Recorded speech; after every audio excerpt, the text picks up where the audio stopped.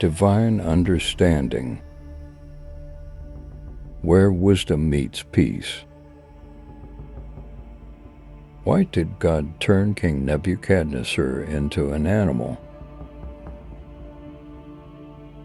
In the distant past, in the grandiose setting of the Babylonian kingdoms, the striking figure of Nebuchadnezzar emerged, a powerful and sometimes enigmatic monarch. The biblical account of Daniel chapter 4 tells us a fascinating story about his life, revealing a peculiar episode.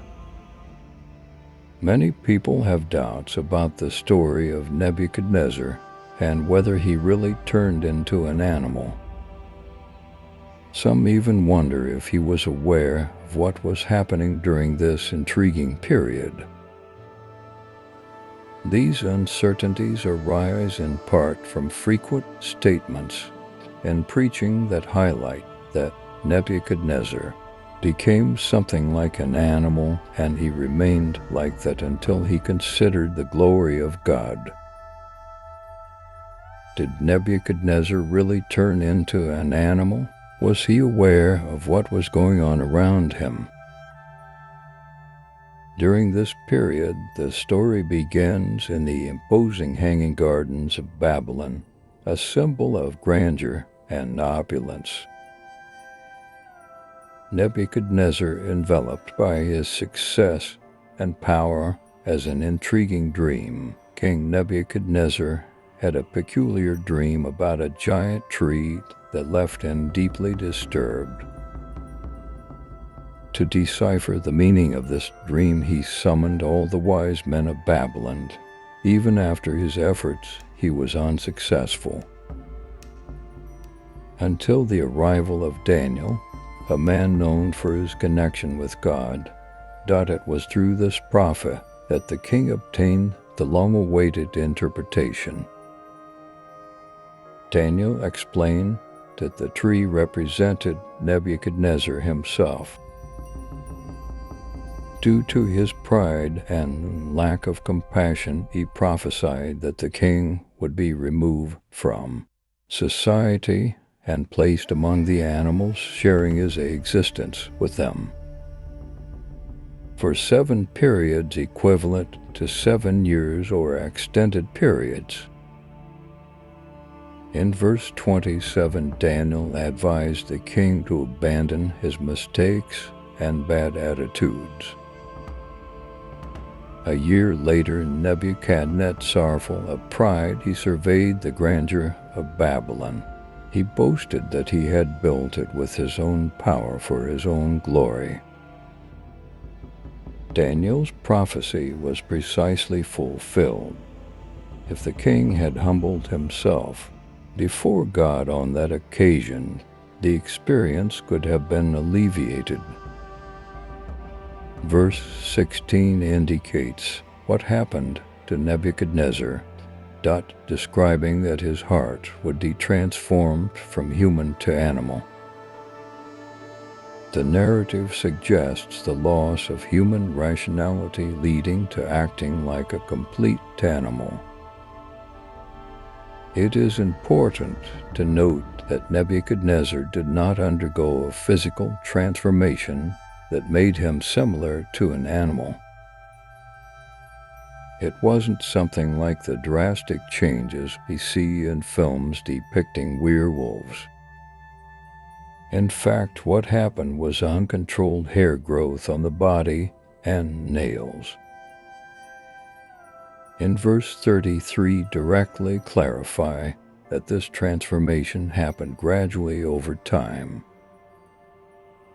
As Nebuchadnezzar lost his human rationality, he stopped worrying about the care of his own body. Some interpretations erroneously suggest that he literally transformed into some type of animal, like a dog or ox, and with his human mind preserved. But it is important to highlight that this interpretation is not in accordance with what is described in the biblical text. Did Nebuchadnezzar have consciousness during his animal state? Did he realize he was being punished? In verses 16, 2325 and 32, they clearly respond. During the period of punishment, he did not have consciousness, at least in rational terms. The key to understanding this is in the expression, until 7 movements pass. This expression makes it clear that Nebuchadnezzar was destined for a period of punishment already pre-established in 7 times. This indicates that the time he lived as an animal was not related to a time of regret, but rather to a previously determined period. This eliminates the possibility that he could have repented in advance to shorten the punishment. The text presents a logical sequence of events. First, the period of the sentence comes to an end, indicated as at the end of those days. Then Nebuchadnezzar ceases to be in his animal, condition similar to a quadruped, and returns to standing. Only after this return to the human position is his rational understanding restored, leading him to exalt God and fully understand what happened. Nebuchadnezzar did not recover his human thinking after exalting God, but in fact he exalted God after regaining his understanding as a man.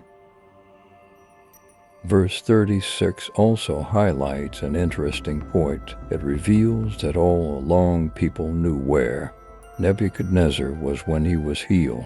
These people promptly sought him out. So if you happen to hear the story that Nebuchadnezzar ate grass remembering the feasts of the Doubt Palace, know that he actually ate grass until he was satisfied. But at no point did he crave the food he once had as king, especially because during that period he was not even aware of his royal position.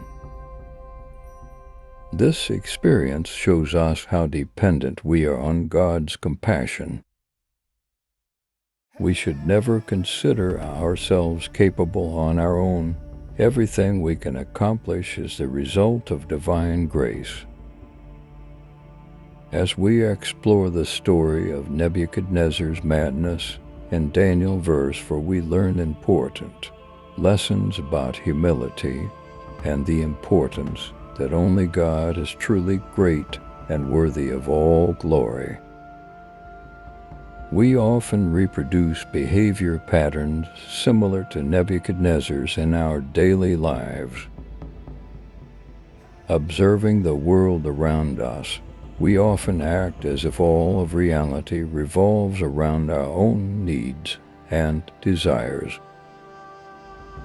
When we turn to God in prayer, it is common to focus on selfish aspects, addressing topics such as work, life, relationships, and marriage. It is as if instead of truly seeking the divine presence, we are more concerned with satisfying our individual desires. In this process, we run the risk of following the same proud path as Nebuchadnezzar, centering our lives on the pursuit of our own glory and personal desires and comfort. It is essential that we reflect on this tendency and have a more humble approach before God instead of directing our prayers exclusively to our desires. We must cultivate a genuine desire to be in the presence of God, longing for a deeper spiritual connection and a sincere pursuit of His will in our lives. Would like to know how you interpret the impact of this story on your own journey? Reply in the comments below. Leave a like and subscribe to the channel. May God bless you always, and until the next video.